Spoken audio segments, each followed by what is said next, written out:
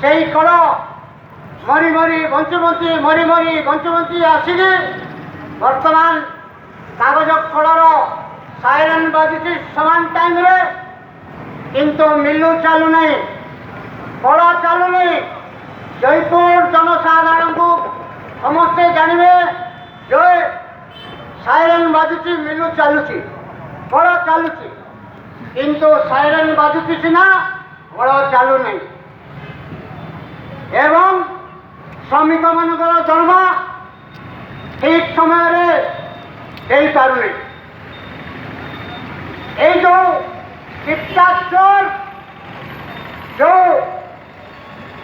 ସରକାରକୁ ଆଣିକିରି ଆମର ଏମ୍ଏଲ୍ଏ ଯେଉଁଭଳି ଭାବରେ ଯେଉଁ ସରକାର ତାକୁ ଆଣିଛନ୍ତି,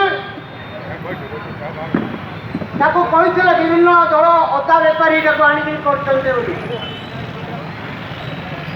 ସେଇଭଳିଆ ସରକାରକୁ ଦିଲ୍ଲୀରେ ଯାଇ ବିଭିନ୍ନ ସହିତ ମିଶି ଆମ ଏମ୍ଏଲ୍ଏ ଫଟୋ ମଧ୍ୟ ଛାଡ଼ିଥିଲେ ଫେସବୁକ୍ରେ ବିଭିନ୍ନ ପ୍ରକାର।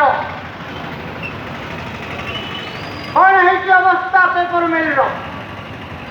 ଯେଉଁମାନେ କାମ କରୁଥିଲେ ସେମାନେ ମରିଗଲେ। ତାର ଯେଉଁ ପିଲା ଛୁଆ ସ୍ତ୍ରୀ ଅଛନ୍ତି ସେମାନେ ମଧ୍ୟରୁ ବହୁ ଅବସ୍ଥାରେ ଅଛନ୍ତି, କିନ୍ତୁ আমার জয়পুর সহরর এমএলএ এতে হৃদয় নাই। যেভাবে ভাবে কইলে এ মঝিরে যে জগন্নাথ সাগর পাই লোক মানে কুকুর ভাইয়া পাটি করছিলেন,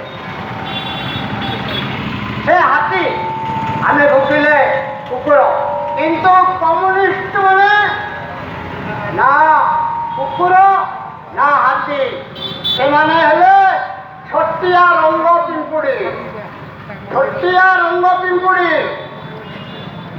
ଯଦି ହାତୀର ନାକରେ ପୁଡ଼ିଯିବ ନାକ ଫୁଲିଯିବ ଆଉ ଅଣନିଶ୍ୱାସୀ ହେଇଯିବ। ଖବରଦାର, କମ୍ୟୁନିଷ୍ଟ ମାନେ ଲାଲ ପିମ୍ପୁଡ଼ି, ରଙ୍ଗ ପିମ୍ପୁଡ଼ି ଲାଇନ୍ ଦେଖିଥିବେ। ଆମେ ଥିବୁ କମ୍, ମାତ୍ର ଲାଇନ୍ ଥିବ ଅଧିକା। ଆଜି ଯେଉଁଭଳି ଭାବରେ